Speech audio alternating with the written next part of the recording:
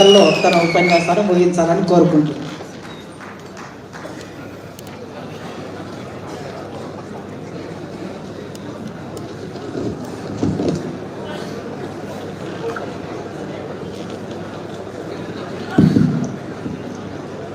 మాదిగ మేధావుల వేదిక, Madiga employees federation పెట్టిన ఈ మీటింగ్ కి హృదయపూర్వక పృథ్వన్న, దరువెల్లన్న, మా పోషెట్ అన్న, మేమందరం కూడా కేసీఆర్ గారు పార్టీ పెట్టాలా వద్దా అన్నప్పుడు ఒక సంశయంలో పార్టీ పెట్టాలని ప్రకటించిన తర్వాత కొంత వెనకడుగు పోయిన సందర్భంలో ఇంకా పార్టీ అనౌన్స్ కాకముందు ఉస్మానియా విద్యార్థులుగా మేము, పృథ్వన్న, దరువెల్లన్న, పోషెట్ అంతా కూడా కేసీఆర్ కి మనోధైర్యం ఇవ్వడానికి ఇదే ఠాగూర్ ఆడిటోరియంలో 2001లో పెట్టిన మీటింగే ఇవాళ తెలంగాణ రాష్ట్ర సాధనకి తొలి మీటింగ్. ఆ రోజు కేసీఆర్కి ఏ విధంగా అయితే ధైర్యాన్ని, స్ఫూర్తిని ఇచ్చిన ఉస్మానియా యూనివర్సిటీ ఈ రోజు ప్రొఫెసర్ కాసిం గారి ఆధ్వర్యంలో ఆర్ట్స్ కాలేజీలో చదువుతున్నప్పుడు నేను ఎంఎస్సి మ్యాథమెటిక్స్ వదిలిపెట్టి జర్నలిజంలోకి వచ్చిన. 32 డిపార్ట్మెంట్లు ఉన్నాయి ఆర్ట్స్ కాలేజీలో. ఈ 32 డిపార్ట్మెంట్లు సమాజంలో ఉన్న సమస్యల పరిష్కారానికి కదా, సోషల్ సైన్సెస్, ఆర్ట్స్ అంతా కూడా. మరి సమాజంలో 75 సంవత్సరాల నుంచి ఇంత సంఘర్షణ, ఇంత ఆవేదన, ఇంత ఆకలి చావులు ఇంత ఎందుకు జరుగుతున్నాయంటే ఆ ఆర్ట్స్ కాలేజీ సక్రమంగా పనిచేయట్లేదేమో బాధ ఉండేది. ఆ రోజు తెలంగాణ రాష్ట్ర సాధనకు ఏ విధంగా అయితే ఆర్ట్స్ కాలేజీ ఉస్మానియా విద్యార్థులు నడుము కట్టి 1200 మంది విద్యార్థుల త్యాగాలతో భౌగోళిక తెలంగాణ సాధించుకున్నారో, ఈ రోజు ప్రొఫెసర్ కాసిం గారు ప్రిన్సిపాల్ గా ఉన్నప్పుడు నాకు ఒక ధైర్యం వచ్చింది. ఆర్ట్స్ కాలేజీలో ఉన్న అన్ని డిపార్ట్మెంట్లు సమాజంలో ఉన్న సమస్యల పరిష్కారానికి పనిచేయాలి. ఆర్ట్స్ కాలేజీ కట్టిన కూలీలు వడ్డెర బస్తీలో 70 ఏళ్ల నుంచి ఆకలి చావులకు వెతుకుతుంటే ఎక్కడో సామాజిక శాస్త్రాలకి, సమాజంలో ఉన్న సమస్యలకి మధ్య లింక్ తగినట్టు అనిపించింది. కానీ నాకు ఈ రోజు ఈ మీటింగ్కి వచ్చిన తర్వాత సమాజంలో ఉన్న సామాజిక శాస్త్రాలన్నీ కూడా సమాజంలో ఉన్న సమస్యల పరిష్కారానికి ఆర్ట్స్ కాలేజీ ప్రిన్సిపాల్ గారి కాసిం గారి ఆధ్వర్యంలో మరో సామాజిక తెలంగాణ ఉద్యమానికి నాంది. మేము తెలంగాణ కోసం పృథ్వన్న, నేను, దరువెల్లన్న, మా పోషెట్టి మా 25 ఏళ్ల జీవితాన్ని కోల్పోయింది. మా తరమే కాదు, మా నాన్నగారి తరం కావచ్చు. ముచ్చర్ల సత్యనారాయణ గారి వారసత్వంలో మేము 40-50 ఏళ్ల నుంచి తెలంగాణకి ఎమోషనల్ గా ఎందుకు కనెక్ట్ అయి ఉన్నామంటే, తెలంగాణ అంటే కేవలం భౌగోళిక తెలంగాణ కాదు. చంద్రబాబు నాయుడు పై చంద్రశేఖర్ రావు పై రేవంత్ రెడ్డి కోసం కాదు. తెలంగాణ అంటే సకల జనులు, సబ్బండ వర్గాలు సామాజిక న్యాయం దక్కాలని నేను కొట్లాడినాం. ఆ రోజు ప్రొఫెసర్ జయశంకర్ సార్ని నిలదీసినాం. ఒక తాగుబోత ఆయన తీసుకొచ్చి మా మీద రుద్దుతున్నావు, ఆయన భౌగోళిక తెలంగాణ అంటున్నాడు, రెడ్డి దొరలు పోయి కమ్మ దొరలు పోయి వెలమ దొరలు పోయి రెడ్డి దొరలు వస్తే మా బడుగు బలహీన వర్గాలకు ఏమొస్తుందని మేము నిలదీసినాం. అప్పుడు ప్రొఫెసర్ జయశంకర్ గారు నన్ను, పృథ్వన్నని, ఎల్లనన్నని, పోషెట్ని పిలిచి భౌగోళిక తెలంగాణ అనేది మొదటి ఫేజ్ ఉద్యమం మాత్రమే, అసలైన పోరాటం సామాజిక తెలంగాణ పోరాటం ఈ రోజు ఈ వేదిక నుంచి ప్రారంభమైంది.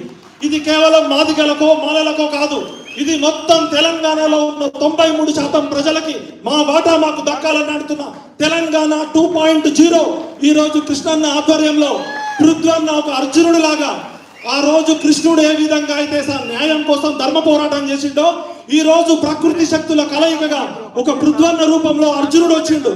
కృష్ణార్జున నేతృత్వంలో జరగబోయే ధర్మ పోరాటానికి మనమంతా సై అందాం. నేను ఆ రోజు పృథ్వన్న పెట్టిన మీటింగ్ కి నన్ను పిలిచారు. అన్న, మాదిగారికి సపోర్ట్ గా రమ్మని చెప్పి, ఒక జర్నలిస్ట్ గా జర్నలిజం అంటే నిజం చెప్పడమే జర్నలిజం. నేను ఆ రోజు ఏం మాట్లాడినంటే, వర్గీకరణని వ్యతిరేకించేటోళ్ళు ఎవరైనా దొంగలే అని చెప్పిన.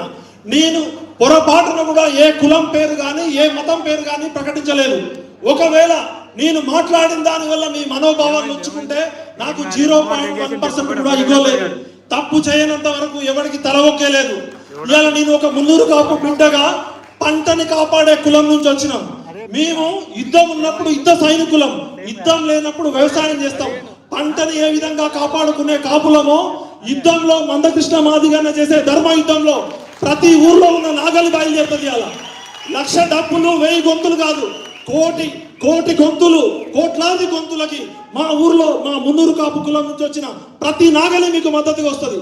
మా చాకిరేవు, మా మోగు దెబ్బ, మా డోలు దెబ్బ, మా ఎరుకల కుర్రు, మా వడ్డెరల గన్ను దెబ్బ, ఇలా చెప్పుకుంటూ పోతే సమాజంలో ఉన్న ప్రతి కులము, ప్రతి వర్గము, ప్రతి మానవుడు మీకు సపోర్ట్ గా ఉంటారు. ఎందుకంటే మీ వైపు న్యాయం ఉంది, మీ వైపు ధర్మం ఉంది. ఇప్పుడు సంక్రాంతి సినిమాకి ఏదో పాట వచ్చినట్టు ఒక పాట వస్తుంది. ఎందుకు నేను ఇవాళ ఇక్కడికి వచ్చి సపోర్ట్ చేస్తున్నా అంటే, మోరల్లీ ఎంఆర్పిఎస్ మూవ్మెంట్ కరెక్టా కాదా? మోరల్లీ కరెక్టా కాదా? ఎథికల్లీ కరెక్టా కాదా? సోషల్లీ కరెక్టా కాదా? కల్చరల్లీ కరెక్టా కాదా? ఎకనామికల్లీ మాదిగలకు అన్యాయం జరుగుతుందా లేదా? ఎడ్యుకేషనల్గా అన్యాయం జరుగుతుందా లేదా? ఎంప్లాయ్మెంట్లో అన్యాయం జరుగుతుందా లేదా? టెక్నికల్లీ, రీజనబుల్లీ, లీగల్లీ అన్ని రకాలుగా మందకృష్ణ మాదిగన్న చేస్తున్న పోరాటం ధర్మబద్ధమైనదే. కాబట్టి అలా మా మిట్టపల్లి సురేందర్కి, మా దరువేలన్నకి చెప్తున్నా, వాడు సినిమా పాట రాసిండు, ఎక్కడ చూసినా సంక్రాంతికి ఒక పాట వస్తుంది, లాజికల్లీ టెక్నికల్లీ అని. మీరు economically, educationally, employmently, logically, reasonably, morally, ethically, ఇది ధర్మయుద్ధం, ఇది మానవత్వం వైపు ఉన్నారు. ఈ వర్గీకరణను ఎవరైనా వ్యతిరేకిస్తున్నారంటే అది మానవత్వంతో, మానవత్వం లేని వాళ్ళుగా చెప్తున్నా. వాళ్ళ వారి మీద నాకు 1% ఇగో కూడా లేదు. నన్ను బ్రోకర్లు అన్నారు, లోఫర్లు అన్నారు, జోకర్లు అన్నారు, తెలంగాణలోనే అతిపెద్ద బ్లాక్ మెయిల్ అన్నారు. అయినా తిట్లన్నీ నాకు వర్తించవు, ఎందుకంటే అవేవి నేను కాదు కాబట్టి. దారి తప్పిన సోదరులారా, దారిలోకి రండి. సమాజం అంతా 99% ఒకవైపు ఉంటే మీరు మాత్రం ఏం చేయగలరు? మొత్తం ఇవాళ సుప్రీంకోర్టు నుంచి, రాజ్యాంగ ధర్మాసనం నుంచి లోకూర్ కమోషన్ 1965లో మాదిగలకు అన్యాయం జరుగుతుందని లాల్ బహదూర్ శాస్త్రి గారు చెప్పిన రిపోర్ట్ ఉంది. ఒకసారి లోకూర్ రిపోర్ట్ చూడండి.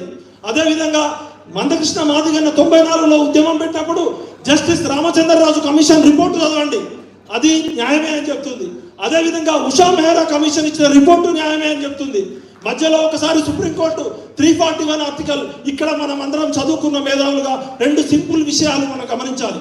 సుప్రీంకోర్టు ఇచ్చిన తీర్పులో స్పష్టంగా ఏమని చెప్పిందంటే, classification is different, categorisation different. తెలుగులో ఆ రెండింటికి పదాలు ఏంటో కాశీం గారు చెప్పాలి. క్లాసిఫికేషన్ని మేము వ్యతిరేకిస్తాం కానీ కేటగిరైజేషన్ అనుకూలిస్తామని మొన్న సుప్రీంకోర్టు ధర్మాసనం 7 జడ్జీలలో 6 క్లియర్గా చెప్పారు. తెలుగులో వర్గీకరణ అంటున్నారు కానీ ఇంగ్లీష్లో 2 పదాలకి స్పష్టంగా సుప్రీంకోర్టు ధర్మాసనం తీర్పు చెప్పింది. రాజ్యాంగ ధర్మాసనం తీర్పు చెప్పినాక, కోర్టులో మీరు గెలిచినాక ఇక డెలివరీ మాత్రమే ఉంది. రేవంత్ రెడ్డి గారికి నేను పాదాలకి నమస్కరించి వినమ్రంగా నమస్కరిస్తున్నా. మీరు మంత్రసాని పని చేసి న్యాచురల్ డెలివరీకి మీరు అనుకూలంగా ఉండండి, లేకపోతే దాన్ని ఏమంటారు, ఆపరేషన్ చేసైనా డెలివరీ తీసుకుంటాం. ఎందుకంటే ప్రకృతి శక్తులు మొత్తం మాదిగలంటే మాతాంగ దేవికి ప్రార్థన చేసి వచ్చిన నేను ఇవాళ. నేను వేసుకునే చెప్పులు మీ చెమట నుంచి వచ్చినాయి, నేను కట్టుకునే బెల్ట్, నా పాయింట్ జారిపోకుండా కట్టుకునే బెల్ట్ మీ దగ్గర నుంచి వచ్చింది, నేను డబ్బులు పెట్టుకునే పర్సు మీ దగ్గర నుంచి ఉంది, నేను కట్టుకున్న వాచ్కి తోలు మీదైంది. తోలు అనేది ప్రపంచ నాగరికతలో జంతువుల శరీరాలని తోలుగా మార్చి మానవ నాగరికతలో వ్యవసాయం చేసుకునే మా మున్నూరు కాపులకి మా ఎద్దులని, మా గొడ్లని, మా బరిగొడ్లని ఏ విధంగా చేయాలో మీ తోలు ఉపయోగపడ్డది. యుద్ధంలో మేము యుద్ధం చేస్తున్నాడు, మా గుర్రాన్ని ఏ విధంగా సకలించాలో మీ తోలు ఉపయోగపడ్డది. మదపట ఏనుగులను యుద్ధంలో ఏ విధంగా మరలించాలో మీ తేలు కట్టడి చేసింది. కాబట్టి మాతాంగి అమ్మ పుత్రులారా, మాదిగా కాదు మీదే కదా ఈ రాజ్యం. జంబూ ద్వీపం, భారతదేశం జంబూ దేశం కదా, జంబువంతుడు కదా. ఇవాళ మన ఇళ్లలో పెళ్ళైనాక మనం మొట్టమొదట చూసే ఆడబిడ్డ అరుంధతే కదా. మా చాకలి ఐలమ్మ కావచ్చు, మా విమలక్క కావచ్చు, మా సుజాతక్క కావచ్చు, వీళ్ళంతా మా అరుంధతి నక్షత్రాలే కదా. అరుంధతి ఎక్కడుందో మాకు కనపడలే కానీ మా పోరాట వేగు చుక్కలు కదా వీళ్ళంతా. గట్టిగా మన విమలక్కకి, సుజాత, సూర్యపల్లకి, ఇక్కడ హాజరైన మహిళలందరికీ మాతాంగి దేవత, ప్రకృతి దేవతలు, ముక్కోటి దేవత ఒక్కటై ఇవాళ ఈ మీటింగ్కి ఆశీర్వాదం ఇచ్చింది. మందకృష్ణ మాదిగన్న చేసే పోరాటం ఒక జర్నలిస్ట్గా నేను 97లో అడుగుపెట్టిన. వికలాంగుల పోరాటం నేను స్వయంగా రిపోర్టింగ్ చేసిన. గుండెకి చిల్లు పడితే ఆరోగ్యశ్రీ వచ్చేదాకా మందకృష్ణ అన్న ఏ విధంగా పోరాటం చేసిండో, ఆ రోజు అత్యంత పవర్ఫుల్ అయిన రాజశేఖర రెడ్డి ఫోన్లో ఏం మాట్లాడిండో, మందకృష్ణ మాదిగన్న ఏం రివర్స్ ఇచ్చిండో నాకు తెలుసు స్వయంగా. ఆ రోజు నిజాం కాలేజీలో అర్ధరాత్రి లక్షలాది మంది ప్రజలను పెట్టి ఖచ్చితంగా గవర్నమెంట్ మెడలు వచ్చి ఆరోగ్యశ్రీ తీసుకొచ్చిండు. ఇలా చెప్పుకుంటూ పోతే వృద్ధులు, వికలాంగులు, వ్యాపారులకి, గరీబోళ్ళకి కష్టం వస్తే ఎటువంటి సిజేరియన్ కాకుండా, ఎటువంటి హింసకు తావు లేకుండా శాంతియుతంగా ఈ మీటింగ్, ఈ ధర్మ పోరాటానికి సహకరించాలని కోరుతున్నా. 1,00,000 డప్పులు 1000 గొంతులు కాదు, కోట్ల గొంతులు, కోట్ల గొంతులు, లక్షలాది డప్పులు వస్తున్నాయి. మొత్తం తెలంగాణ సమాజంలో ప్రతి ఒక్కళ్ళు ఈ మీటింగ్ ఈ సపోర్ట్ చేస్తున్నారు. అదేవిధంగా భారతదేశంలో మానవత్వం, న్యాయం, ధర్మం అని పోరాడుతున్న ప్రతి ఒక్కళ్ళు ఎంఆర్పిఎస్ మూమెంట్కి సపోర్ట్ చేస్తున్నారు. ఇక్కడ ఉన్న ఈ 2000 మందిని ప్రార్థిస్తున్నా. ఎంతో మంది త్యాగం చేస్తే జ్యోతిరావు పూలే అనే వ్యక్తి మనందరి కోసం తన జీవితాన్ని త్యాగం చేసిండు. సావిత్రిబాయి పూలే ఎంతో చెప్పు దెబ్బలు, ఎన్నో టమాటాలు, గుడ్లు ఆమె మీద పేద పిల్లలకి పాఠం చెప్తుంటే ఎన్నోసార్లు అవమానం చేశారు. వీళ్ళిద్దరి జీవిత చరిత్ర ముందు మన త్యాగాలు ఎంత, మన జీవితాలు ఎంత. దయచేసి సావిత్రిబాయి పూలే, జ్యోతిబా పూలే వారసులుగా చెప్తున్నాం. ఏ సోదరులకి మీ మీద వ్యతిరేకత లేదు. ధర్మబద్ధమైన పోరాటాన్ని మద్దతు చేయండి. మీకు గులాబీ పూల వానతోటి మీ పాదాలు కడుగుతాం. ఒకవేళ మీరు మొండిగా నై అంటే, నిన్న మొన్న ఎవరో డబ్బులు ఇస్తాం, మా దగ్గర డబ్బులు ఉన్నాయి, 30 లక్షలు 60 లక్షలు అంటున్నారు. మీ దగ్గర డబ్బులు ఉంటే మంచిదే, కానీ మా దగ్గర డబ్బులు లేవు, ఓన్లీ చెప్పులే ఉన్నాయి. మీరు మా ఉద్యమానికి మద్దతు పలకండి, మీకు చెప్పులు బహుమతిగా ఇస్తాం, గులాబీల వాన ఇస్తాం, డబ్బుల మోతతో మీ గూబలు గుయ్య అనిపిస్తాం. మీరు ఇదే విధంగా మొండికి పోతే చెప్పు దెబ్బలు కూడా తప్పవు, గుర్తుపెట్టుకోండి. నేను ఒక ప్రేమతో, ఒక బాధ్యతతో, ఒక ఆవేదనతో చెప్తున్నా. ఒక పెరియార్ వారసుడిగా నాకెప్పుడు కూడా పెరియార్ సినిమా చూస్తుంటే, తమిళనాడులో పెరియార్ చూస్తుంటే, మన తెలంగాణలో, మన తెలుగు రాష్ట్రాల్లో కూడా మనమంతా పెరియార్ లాగా ఉండాలి. ఇవాళ నాకు కనబడుతున్న పెరియార్లు కాసీము, మన మందకృష్ణ మాదిగన్న, మన పృథ్వీనే. కాబట్టి పెరియార్ వారసులుగా, జ్యోతిబా పూలే వారసులుగా, ఇక మన అంబేద్కర్, బాబాసాహెబ్ అంబేద్కర్ గారికి నిజమైన వారసులుగా, కాన్షీరామ్ స్ఫూర్తిగా, మనలో మనకేమైనా అంతరాలు ఉంటే డెమోక్రసీలో డిబేటు, డిస్కషన్, డైలాగ్ పెట్టుకుందాం. కానీ 30 ఏళ్ల నుంచి పోరాటం జరుగుతుంటే వాళ్ళు ఎక్కని మొక్క లేదు, కలవని నాయకుడు లేదు. ఇవాళ భారతదేశంలో ఉన్న అన్ని రాజకీయ పార్టీలు MRPS కి మద్దతు ఇచ్చినాయా లేదా? ఏ రాజకీయ పార్టీ అన్న వ్యతిరేకిస్తుందా?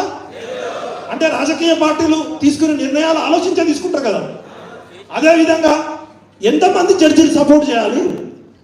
Justice Ramachandraraju commission, justice Usha Mehra commission, 7 జడ్జీలు సపోర్ట్ చేసినాక కూడా ఇంకా మేము తొండికేస్తామంటే ఇది కేంద్ర ప్రభుత్వం, సుప్రీంకోర్టు ఏమని చెప్పింది?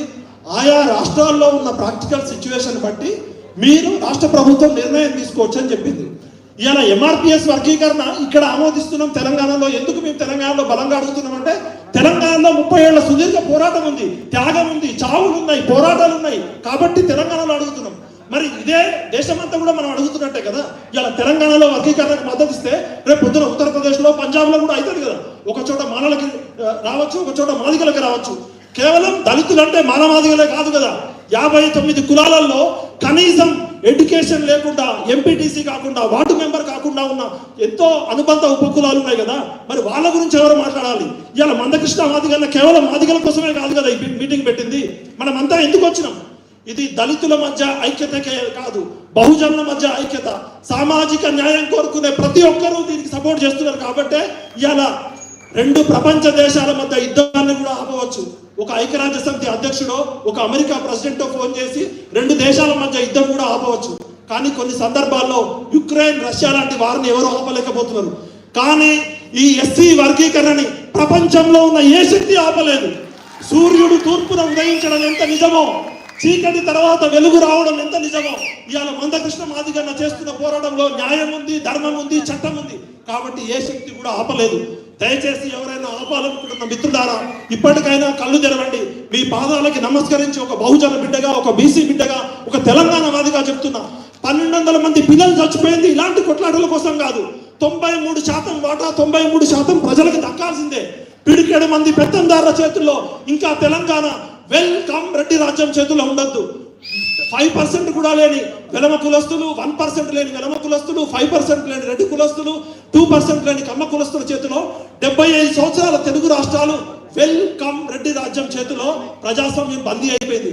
ఆ ప్రజాస్వామ్యాన్ని విడిపీయడానికే ఇవాళ సామాజిక న్యాయం కోసం మందకృష్ణ మాదిగన్న పెట్టిన మూమెంట్ కేవలం మాదిగలకు సంబంధించిందే కాదు. ఇది సామాజిక న్యాయం కోసం భారతదేశ వ్యాప్తంగా ఏ అగ్రవర్ణ శక్తులైతే, ఏ పెత్తందారులైతే, ఏ మనువాదులైతే బడుగు బలహీన వర్గాలని, దళితులని, మైనారిటీలని ఏకం చేయకుండా అడ్డుపడుతున్నాయో వాళ్ళందరికీ తెలంగాణ నుంచే ఆ 1200 మంది అమరవీరుల ఆశీస్సులతోటి, 369 మంది ఆశీస్సులతోటి ఈ తెలంగాణ నేల మీద రక్తం చిందిన ప్రతి ఒక్కరి ఆత్మసాక్షిగా ఇలా MRPS వర్గీకరణ జరగబోతుంది. అది ఎవరు ఆపలేరు. దయచేసి రాజకీయ పార్టీలారా, మీ రాజకీయాల కోసం ఏమైనా చేయండి, కానీ 3 కోటి దేవతలు, 3.5 కోట్ల తెలంగాణ ప్రజల ఆకాంక్ష అయిన సామాజిక తెలంగాణను అడ్డుకుంటామంటే ఖబర్దార్ కొడకల్లారా. మీరు ఎవరైనా ఎంతటి శక్తివంతులైనా అడ్డుకోవద్దని వినమ్రంగా ప్రార్థిస్తూ నాకు ఈ అవకాశం కల్పించిన అందరికీ జై భీమ్, జై అంబేద్కర్, జై పూలే, జై పెరియార్, జై సామాజిక తెలంగాణ. సమాజంలో అట్టడుగు చిట్ట చివరి పేదవాడి జీవితంలో వెలుగులు తీసుకురావడమే గాంధీ గారు చెప్పిన, దీన్ దయాళ్ ఉపాధ్యాయ చెప్పిన, అంబేద్కర్ గారు చెప్పిన, కాంశీరామ్ చెప్పిన చిట్ట చివరి పేదవాడి జీవితంలో వెలుగులు తీసుకురావడమే ప్రజాస్వామ్య స్ఫూర్తి. ఆ ప్రజాస్వామ్య స్ఫూర్తి నిండుగా ముందుగా ఉన్న ఎంఆర్పిఎస్ ఉద్యమానికి, ఉద్యమంలో అమరవీరులైన అందరికీ జోహార్ అమరవీరులారా, జోహార్ అమరవీరులారా. కాబట్టి మీదే కదా రాజ్యం, జంబూ ద్వీపం మీదే, భారతదేశం మీదే. మీరు నిలబడండి. కలిస్తే నిలుస్తాం, నిలిస్తే కలుస్తాం, విడిపోతే పడిపోతాం, పడిపోతే ఓడిపోతాం. కలిసి నిలుద్దాం, నిలిచి గెలుద్దాం. 99% ప్రజలకు దక్కాల్సిన అన్ని రకాల వాటాలు తీసుకుంటాం. సమాజంలో జరిగే సంఘర్షణ వాటాల కొట్లాట. ఈ వాటాల కొట్లాట మన చిన్న తమ్ముళ్ళని కలుపుకొని పోతేనే మన శత్రువుతో కొట్లాడతాం. కాబట్టి నాకు ఈ అవకాశం కల్పించిన ప్రొఫెసర్ కాశీం గారికి ఎంతో బాధ్యత ఉంది. పృథ్వన్న, నీ వెనకాల మేము ఎందుకున్నాం? నీతికి, నిజాయితీకి, ధైర్యానికి మారు పేరు ముచ్చర్ల సత్యనారాయణ గారి కొడుకు. ఇవాళ 25 సంవత్సరాల నుంచి మాకు ఎన్నో అవకాశాలు వచ్చిన పృథ్వన్న చూపిన బాటలో ఎందుకు పోతున్నామంటే నీతి, నిజాయితీ, ధైర్యం తెగ ఉంది. ఎంఆర్పిఎస్ మూవ్మెంట్ లో నీతి ఉంది, ధైర్యం ఉంది, నిజాయితీ ఉంది. కాబట్టి నేనైనా, పృథ్వన్నైనా, మా పోషట్ అయినా, మా దరువు ఎల్లనైనా మీతో కడదాకా ఉంటాం. సామాజిక తెలంగాణ తెచ్చే బాధ్యత కాశీం గారికి, ప్రొఫెసర్ కాశీం గారికి, మాధకృష్ణన్నకి, మన పృథ్వన్నకి, అదేవిధంగా మల్లన్న నేను ఒక రిక్వెస్ట్ చేస్తున్నా తీన్మార్ మల్లన్న గారికి. ఇలా సమాజం మొత్తాన్ని చైతన్యపరచడంలో ఒక సోషల్ మీడియా వారియర్గా ఉన్న మల్లన్న మన కాపులని, మున్నూరు కాపులని 2 రాష్ట్రాల్లో ప్రతి ఊర్లో నాగలికి అందించడంలో మల్లన్న ముందుకు చొరవ తీసుకోవాలని కోరుకుంటూ జై తెలంగాణ, జై సామాజిక తెలంగాణ, జై అంబేద్కర్. తెలంగాణ విటలకు మన సభ తరపున కృతజ్ఞతలు తెలియజేస్తూ